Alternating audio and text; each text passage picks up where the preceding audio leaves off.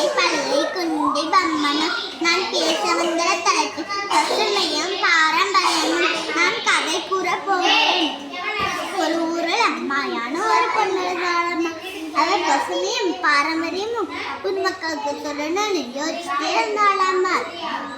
யோசிச்சுட்டே போயிட்டு இருக்க வழியில அவள் தோழியான தனன்யாவை பார்த்தாளாம்மா. அவளை பார்த்த தனன்யா தனன்யா என கூப்பிட்டாளாம்மா. திரும்பி பார்த்த தனன்யா என கேட்டாளாம்மா. அப்பொழுது ரெண்டு பேரும் நடந்து போயிட்டு இருக்கும் போது இப்பள்ள காலகட்டத்துல நமது மரபையெல்லாம் அழிஞ்சுட்டே வருது தனன்யா மாயா. ஆமா தனன்யா, நம்ம மக்களுக்கு கொஞ்சம் கூட விழிப்புணர்வே இல்லை. கட்டையெல்லாம் அழிச்சு வீடு கட்டுறாங்க, மரத்தையெல்லாம் வெட்டி காத்த மாசுபடுத்துறாங்க. இப்படியே போச்சுன்னா நம்ம பசுமையும் இருக்காது, பாரம்பரியமும் இருக்காது.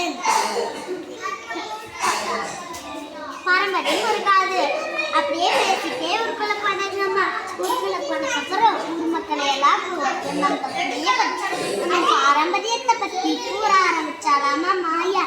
ஆமா சொல்றீங்க, நம்ம மக்களுக்கு கொஞ்சம் நம்ம பசுமை எல்லாம் வீணா போகுது, நம்ம பாரம்பரியம் எல்லாம் அழிஞ்சு போகுது என கூறி நம் பசுமைன்னா வெறும் நீரோ நினைக்கிறோம். அது நம் முன்னோர்களின் உயிரா இருக்கு. பாரம்பரியம் என்றால் பழங்களில் அது நம் பண்பாட்டின் அணிகரா இருக்கு. சுத்தமான காற்று, தெளிவான நீர், ஆரோக்கியமான உணவு, இது எல்லாம் நம்ம அடிப்படை பசுமையும் பாரம்பரியம்தான். இலக்கியம், உணவு அனைத்திலும் பாரம்பரியத்தின் தாக்கம் பயந்துள்ளது. தானியங்களை மறந்து பீஸா, பர்கர் இந்த உணவுகள் சாப்பிட்றாங்க. வயல்கள் எல்லாம் அழிச்சு அடுத்த மாதிரி கட்டுறது போல கட்டுறாங்க. இப்படியே போச்சுன்னா நம் பசுமையும் இருக்காது, நம் பாரம்பரியம் இருக்காது. கிராமத்தை மறந்து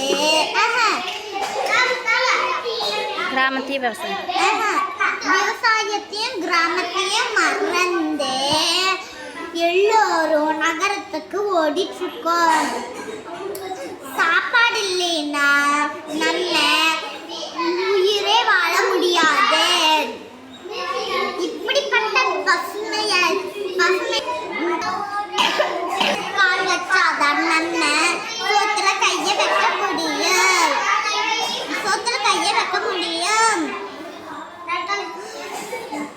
அப்படிப்பட்ட விவசாயம் எல்லாம் அழிஞ்சுட்டே வருது. மரங்களை எல்லாம் வெட்டி காற்றை மாசுபடுத்துறாங்க. பசுமையெல்லாம் அழிஞ்சிடும். நம் பசுமையை நாம தான் பாதுகாக்கணும். வீட்டுக்கு ஒரு மரத்தையாச்சும் வளர்க்கணும். வீட்டுக்கு ஒரு மரத்தை வளர்த்தாதான் மழையை வர வைக்க முடியும்.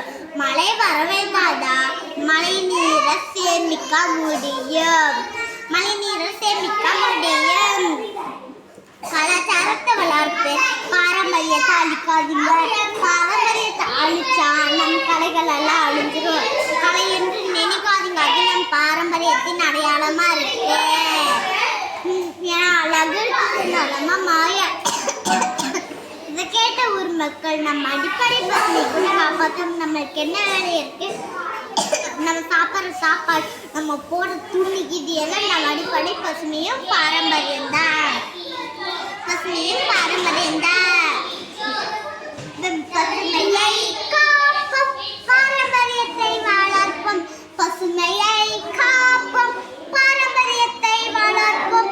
மரங்களை நடுவோம், மரியாதையை வளர்ப்போம்.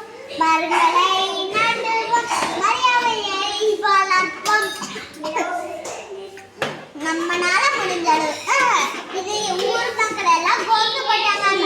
நம்மனால முடிஞ்ச அளவுக்கு நம் மக்களுக்கு கொஞ்சமாக இதை நினைச்சு ரொம்ப சிரமப்பட்டாங்க. பசுமையை பேணுவோம், பாரம்பரியத்தை வைத்திடுவோம். நில உலகை நேசிப்போம், நிலவில் கால் வைப்போம். இந்த கதை நம் பசுமைக்கும் பாரம்பரியத்துக்கும் சமர்ப்பணம். பசுமை